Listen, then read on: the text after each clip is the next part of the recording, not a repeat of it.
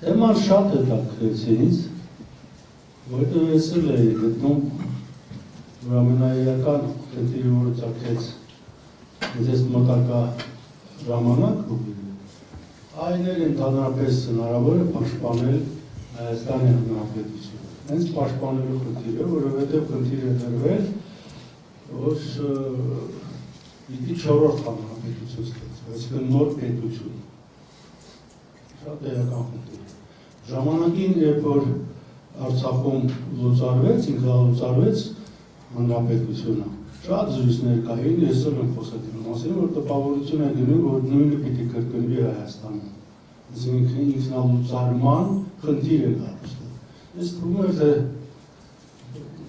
ոնց կարող է,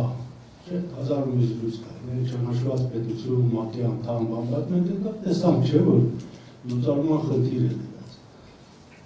Դիմացը դրած այն է, որ նորը կստեղծենք, այս դրա մասին եմ խոսել։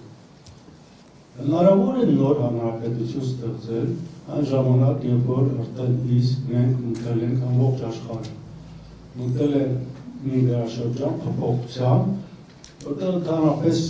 ամենաբարձր մակարդակում խոսում են դրա մասին, որ անցած սառը պատերազմի ժամանակաշրջանի կարևորագույն սկզբունքների չեն գործում սուվերենության, տարածքային ամբողջականության, մարդու իրավունքների և մյուսների։ Այսինքն, այդ ինչ հանրապետություն պիտի ստեղծես, որը ճանաչվի, կճանաչվի մի հանրապետություն, որը կստեղծվի Հայաստանի, այսօրվա Հայաստանի տարածքում, ասենք առնվազն իր հարևանների կողմից, Ռուսաստանի կողմից և ուրիշների։ Կարծում դա լրջագույն խնդիր է, և ինչ է այստեղ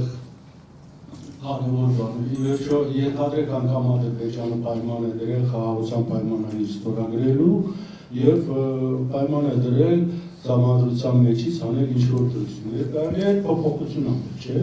Մյուսները փոփոխություն անել, հանրապետությունը կլիներ նույնը, Սահմանադրությունը կլիներ նույնը, փոփոխություն։ Բայց տեսեք, որ այդպես չի գնում։ Պահանջվում է, որ ինքնալուծարվի այս մի հանրապետությունը և ստեղծվի մյուսը։ Այստեղից էլ արդեն գալիս են մտահոգությունները, որի մասին ես ասացի։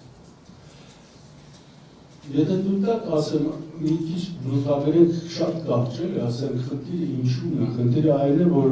ինչ-որտեղ ոչ թե անօրինական, այլ չգիտեմ ինչ բառեր են օգտագործում, որ սխալ պետություն է կառուցել։ Այս բաները մարդկության մեջ առաջ դեպքն է, չէ՞։ Հայտարարվում է այստեղ, որ սխալ պետություն է կառուցել, այդ պետությունը նման ձևով հնարավոր չի անել։ Հիմա մենք պետք է լուծարենք և կառուցենք ճիշտ պետություն։ Երբ որ ճիշտ պետությունը հռչակենք, մենք դա կկառուցենք։ Եվ արդեն իսկ բազմաթիվ բոլոր տելևիզիաներ, այսպես կոչված արգումենտներ են բերվում։ Ինչու է դա սխալ, որ հայ ժողովուրդը կապչուի դրա հետ, դա ուրիշներն են ստեղծել, որ Մինսկի խումբը ստեղծվել է դրա համար, որ թույլ չտա, որ հայ ժողովուրդը այստեղ հանրապետություն ստեղծի, և այլ, հազար մի բան։ Այսինքն շատ հստակ է խնդիրը դեպքում։ Սխալ պիտի ողենք։ Հիմա չգիտեմ, այդ սխալ ուղղել է, գիտեք, մի քանի անգամ ես դրել եմ, ժամանակներ եղել են, որ մարդիկ նայում են վիճակին, բարդ վիճակներին բան ու որոշումներ են դնում և թվում է, թե այդ որոշումները միակն են ու ճիշտն են, բայց իրականում դա բերել է շատ վտանգավոր հետևանքների, ենթադրեք 1914 թվական Օսմանյան կայսրությունում, երբ որ երևի թե բավականին խելացի մարդիկ էին, ծախված չէին, ուղղակի գտել եմ, որ կարելի է, ասենք, գնալ Օսմանյան բանակ, բոլորին